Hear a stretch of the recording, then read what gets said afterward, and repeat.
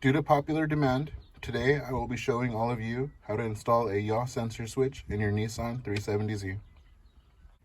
I installed mine years ago, so I'm not going to do it now, but I will walk you through what I did so you can do it yourself. It's very easy to do. So the first thing you're going to do is remove this piece. You do that by pulling on the cup holder, wiggling it around. There's a few clips all around, so you just want to wiggle those out carefully and you pull this out. After that's pulled out, you see this harness that runs from this little harness pack to the big harness pack, and the wire you're going to look for is the green wire. The green wire is the one that I've cut, which you could see in the video, that's taped because it's installed to this switch up here. So there's two methods of doing this. One way you can do it is just cut the green wire and you're done. What it's going to do is turn off your yaw sensor, so you're not going to have any electronic assist in your 370Z. If done correctly, the traction control light and the VDC light will be on, meaning that your yaw sensor is no longer working, which means that you no longer have electronic assist. Driving with no assist feels really good. Before I had my 370Z, I only owned cars with no electronic assist anyway. So as soon as I cut off the electronic assist, I never turned it back on. Some people prefer to be able to switch it on and off, because if you switch it on, it can go back to basically driving like a factory vehicle.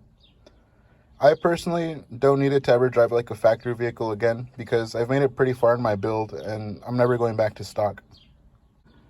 But if I did want to, all I have to do is flip this switch on, start up my car, and you can see that those lights are off. The traction control light and the VDC light are off. That means that they're currently engaged, which means that I have electronic assist. So if you want your setup to be like mine, all you have to do is cut that green wire that I showed you and then put it onto a switch. I bought this switch at O'Reilly Auto Parts for about $5. I wired it. After cutting the green wire, I extended it a little bit with the extra wire that came with the switch, and after putting that together, I've never had any issues. To install it, I used this empty slot in the center. I drilled a hole in it and I put this switch right on. Once you're done installing your switch, all that's left to do is popping this back in. Make sure the harness goes back comfortably so you don't force it, and just push it and it'll easily click back into place.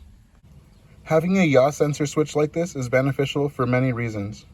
It is only for people who are interested in motorsports. With your electronic assist off, you can get more out of your vehicle, and your vehicle will not be telling you how to drive. You can push it to its limits, and you can be sure that you will be the one in control. A switch like this is good for drifting, doing burnouts, racing, drag racing, circuit racing, anything. I personally hate all electronic assist in vehicles, so this was a must for me. I recommend that you do it as long as you're comfortable with your driving ability. Thank you for watching. Like, comment, subscribe, and let me know what else you want to see in the comment section below.